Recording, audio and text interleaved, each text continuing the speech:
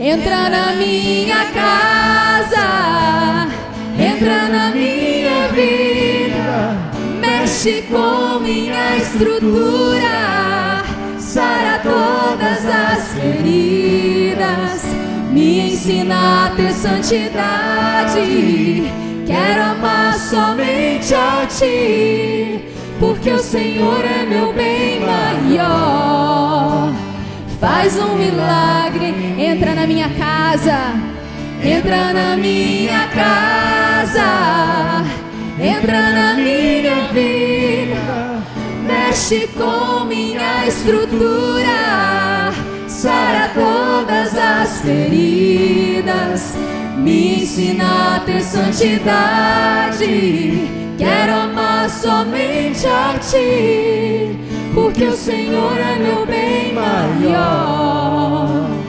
Faz um milagre em mim. E eu quero partilhar hoje, que a gente está no último dia da campanha pelos filhos. Na verdade, né, a gente sempre está orando pelos filhos, eu tenho certeza que todo mundo sempre reza pelos filhos, mas é um tempo que a gente dedica para escutar a Deus em relação aos filhos. Na verdade, é mais para isso. O que Deus fala para nós em relação aos nossos filhos? Aprender um pouquinho com a palavra de Deus. E eu fiquei pensando o que era que Deus queria que eu falasse aqui. E nós estamos na campanha, nós estamos no ano do Grupo Filhos de Sião, 30 anos, e nós escolhemos uma passagem, que é a passagem de Abraão, quando Deus chama ele e fala que todas as famílias serão abençoadas em ti. Já preguei sobre isso. E aí eu falei assim, eu vou começar daí, desse homem de Deus, né? Um homem de Deus, está aqui na Bíblia, está a história dele. E eu quero falar de algumas pessoas aqui da Bíblia, de como é que eles foram. E aí eu fiquei prestando atenção que eles tinham fraquezas e erros como pais, assim como nós, assim como eu e assim como você. Erros e fraquezas nossas, pessoais, da nossa personalidade, do nosso jeito de viver, de nós mesmos, e erros que cometemos, né? Então, temos fraquezas e temos também erros, que é quando eu não sei o que fazer e acabo fazendo o que não devia fazer. E depois descubro que estava errado, né? Mais ou menos assim. E aí eu fui vendo que esses homens e mulheres de Deus também tinham essas coisas como nós. Mas não deixaram de ser homens e mulheres de Deus. Estão aqui relatados na Bíblia, como grandes personagens. Não eram pequenos, eram grandes, tá? Tanto que está aqui na Bíblia.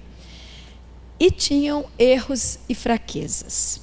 E eu queria que a gente pensasse um pouquinho nos erros e fraquezas deles, para entendermos os nossos, para nós podermos também arrumar os nossos erros e corrigir aquilo que possamos estar fazendo e rezar pelas coisas que fizemos e que não foram boas, que foram erros, e rezar para que isso fosse corrigido.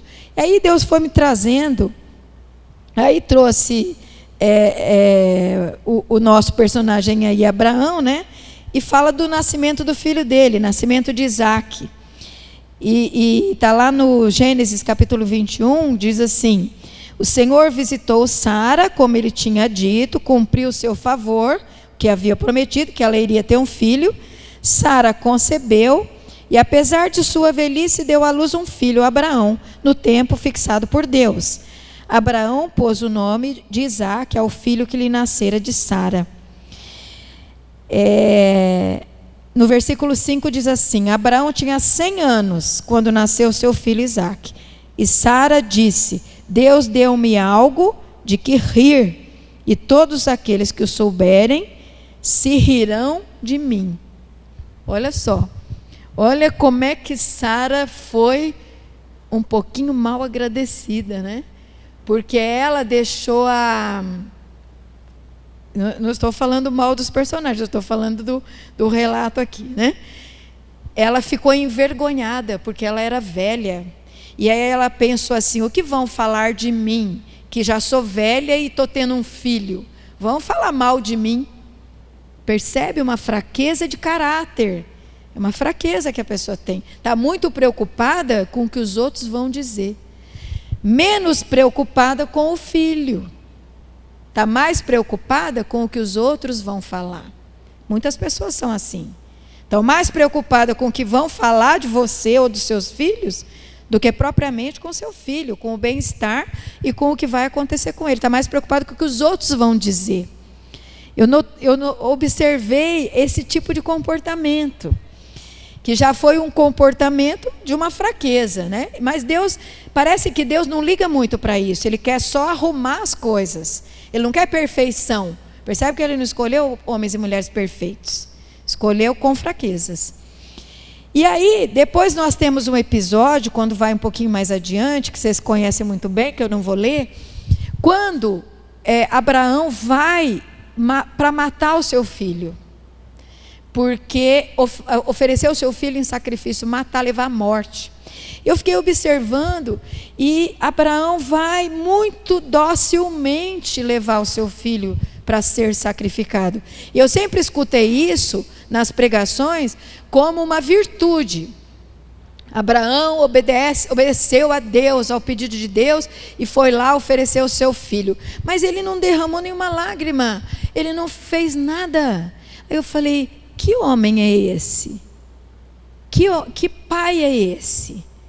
Que vê o seu filho ir à morte e não pede, pelo amor de Deus, não leve o meu filho. Qualquer pai pediria isso. Pediria: por favor, Senhor, não leve o meu filho. Parece que esse casal era meio problemático, percebe? Que estava muito mais preocupado com o externo do que com as coisas dentro da sua casa. Muitas famílias são assim. Muitas famílias estão mais preocupadas com a aparência do que com a essência dentro da sua casa.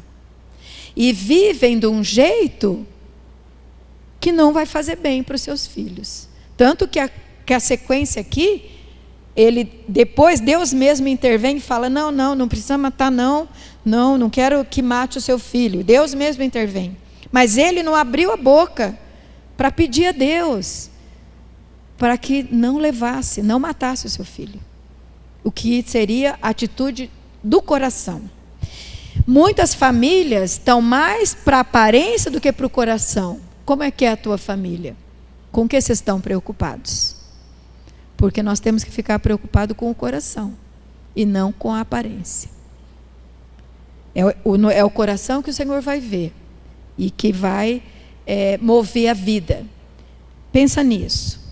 Quando vai seguindo, eu peguei toda essa genealogia aqui. Quando passa essa parte, chega lá na vida de Isaac, agora já é ele, né? Já é a vida dele. Olha só, nascimento dos filhos dele. Isaac tinha a idade de 40 anos quando se casou com Rebeca, e Isaac rogou ao Senhor por sua mulher, que era estéril, tinha a mesma maldição da mãe dele, que a mãe dele era estéril, a mulher dele era estéril, maldição hereditária, não é a mesma coisa. E aí o Senhor ouviu e Rebeca, sua mulher, concebeu. E ela teve gêmeos, né? E quando estava com eles no seu ventre, ela já começou a perceber uma briga, que Deus fala assim, que seriam 2 e 2 nações, né, que iriam uma contra a outra. Já começou aí na gravidez. Depois que eles nascem, olha o que eles fazem, ó. Os meninos cresceram. Esaú tornou-se um hábil caçador, um homem do campo, enquanto Jacó era um homem pacífico, que morava na tenda. Isaac preferiu Esaú porque gostava de caça. Rebeca, porém, se afeiçoou mais a Jacó. Aí nós já vemos uma família que tem preferência. O pai prefere um, a mãe prefere o outro. O pai prefere o que parece com ele e a mãe prefere o que parece com ela. Ou com a família dela, ou com a família dele. Eu gosto mais do fulano que é igual à minha família, o outro é igual a outra família, já não gosto tanto. E começa a briga dentro da família, começa as maldições, gente. Muitas vezes os pais são os que movem as destruições dos filhos, percebe? Porque a postura dos pais vai determinar que jeito vai caminhar esses filhos. Depois a gente vê lá na frente que eles brigam, se tornam inimigos, realmente se dividem. Mas já começou aqui, ó, começou desde o ventre da mãe, quando a mãe já começou a querer fazer preferência.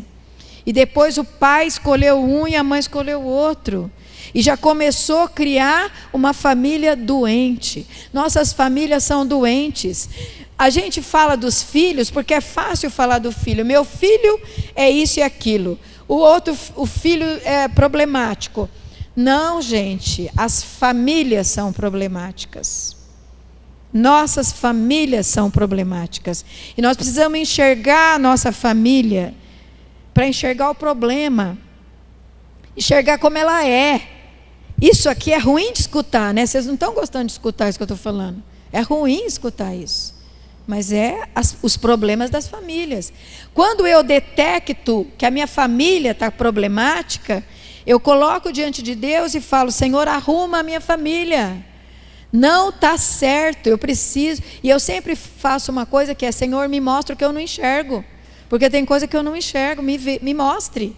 Que eu preciso saber para que eu possa rezar para essa intervenção de Deus acontecer e mudar a minha família. Porque é mais fácil ficar pedindo: muda o meu filho, muda o meu filho. Não, muda a minha família, muda eu, muda o jeito que nós estamos construindo. Senhor, nós fizemos muita coisa errada. Senhor, nós fomos para o caminho errado. Então arruma, agora precisa arrumar. Não é o filho só que é o problema, está entendendo?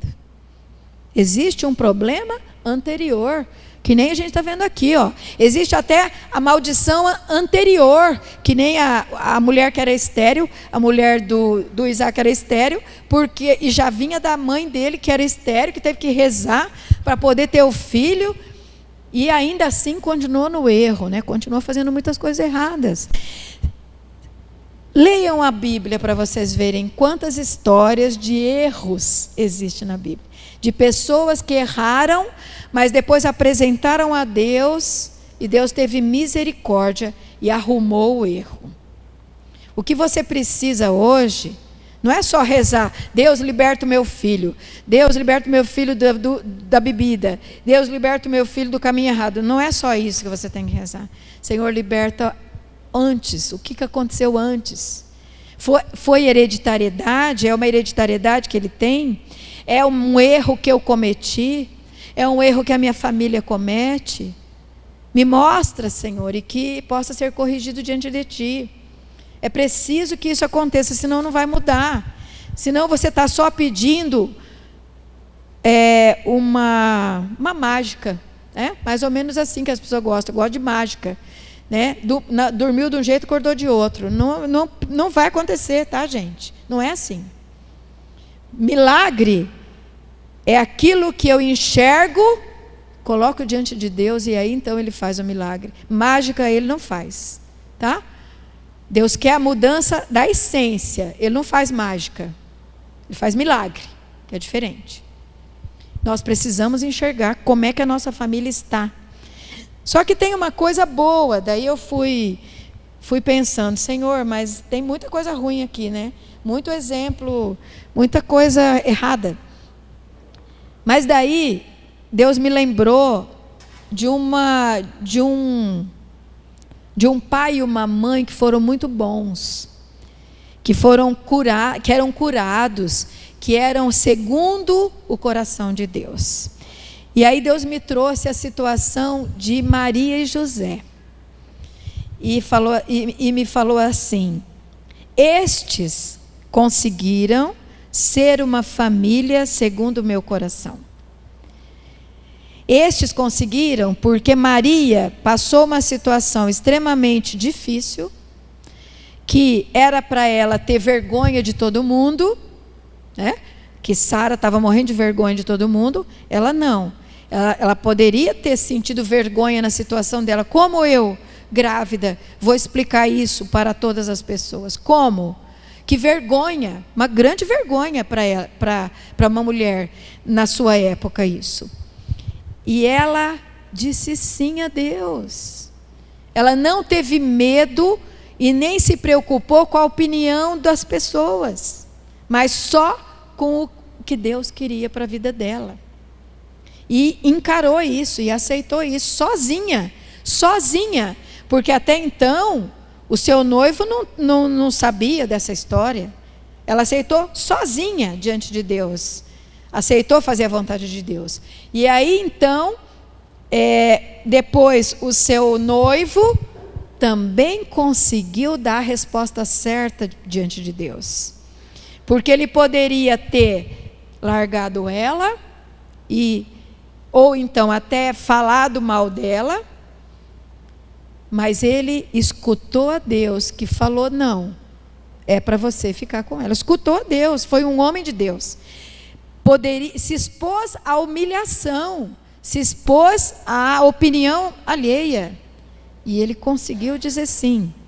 E mais ainda, olha só como que eu achei importantíssimo, como ele defendeu o seu filho. Porque eu achei que Abraão não defendeu o seu filho, não. E um pai tem que defender o filho, uma mãe tem que defender os filhos. Ele, quando teve o decreto de morte de Herodes para matar as crianças, ele sonhou que o anjo falava assim: vai embora desse lugar. Ele catou a sua família e fugiu, foi embora. Não ficou assim: será que é, será que não é, acho que não. Não, ele escutou a Deus na hora, catou o seu filho e defendeu o seu filho. E eu fiquei pensando, esta foi uma família segundo o coração de Deus. E quando uma família vive segundo o coração de Deus, nas suas lutas, nas suas adversidades, o Senhor justifica aquela família. Nós nessa terra, hoje, na nossa atualidade, precisamos ser famílias de Deus. E família de Deus não é dar tudo certo, perfeito, maravilhoso. Ai, que família linda. Não é isso que é a família verdadeira. Isso é família falsa. Isso é família da televisão, mentira. Família verdadeira é família de problemas e problemas. Mas é a família que luta, é a família que escuta Deus e resolve os seus problemas com Deus, como foi Maria, como foi José. E assim, eles foram testemunho até hoje, são testemunho de obediência a Deus e de poder de Deus e de transformação do mundo todo, porque se eles tivessem entregado seu filho, não existiria nada disso. Jesus teria morrido ali, logo bebezinho, teria sido assassinado.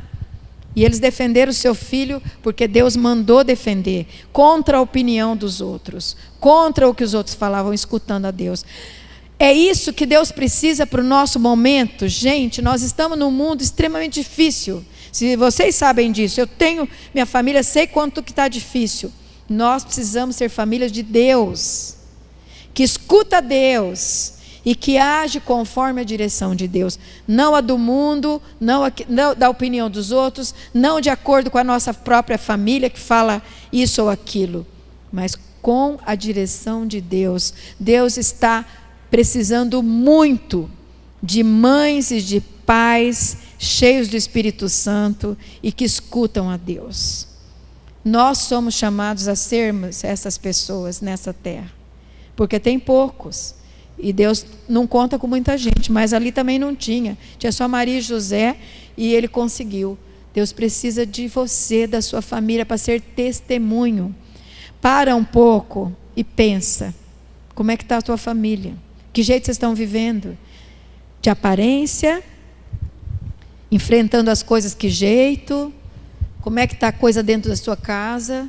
Você precisa pensar. E aí colocar diante de Deus. E pedir a Deus o conserto. E pedir a Deus a libertação da hereditariedade destrutiva. E rezar um monte de coisa. O que não pode é continuar como está.